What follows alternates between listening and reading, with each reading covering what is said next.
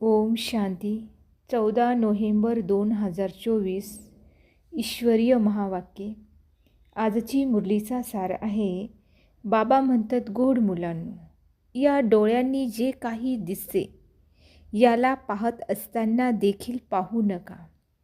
यामधून मोह काढून टाका, कारण याला आग लागणार आहे. प्रश्न आहे, ईश्वरीय गव्हर्नमेंटचे गुप्त कर्तव्य कोणते आहे, ज्याला दुनिया जाणत नाही? उत्तर आहे, ईश्वरीय गव्हर्नमेंट आत्म्यांना पावन बनवून देवता बनवते.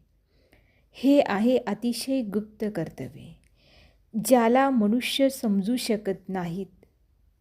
जेव्हा मनुष्य देवता बनतील तेव्हाच तर नरकवासीपासून स्वर्गवासी बनू शकतील. मनुष्याचे संपूर्ण कॅरेक्टर विकारांनी बिघडवले आहे. आता तुम्ही सर्वांना श्रेष्ठ कॅरेक्टरवाले अर्थात उत्तम चरित्रवान बनविण्याची सेवा करत आहात. हेच तुमचे मुख्य कर्तव्य आहे.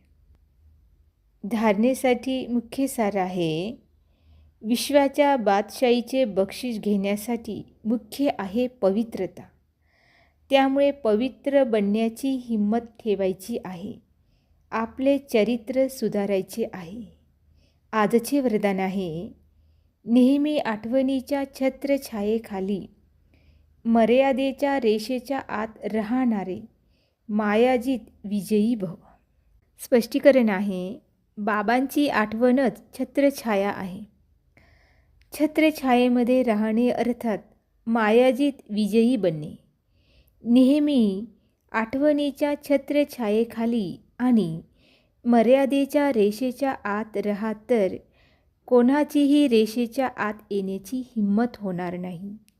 मर्यादेच्या रेषेच्या बाहेर जातात तर माया देखील आपले बनवण्यामध्ये हुशार आहे.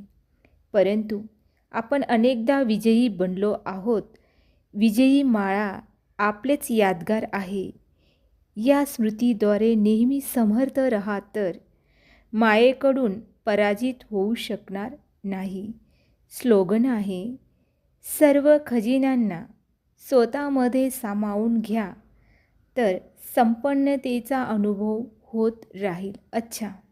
गोड गोड खूप खूप वर्षानंतर भेटलेल्या मुलांप्रती मातपिता बापदादांची प्रेमपूर्वक आठवण आणि सुप्रभात. आत्मिक पित्याचा आत्मिक मुलांना नमस्ते.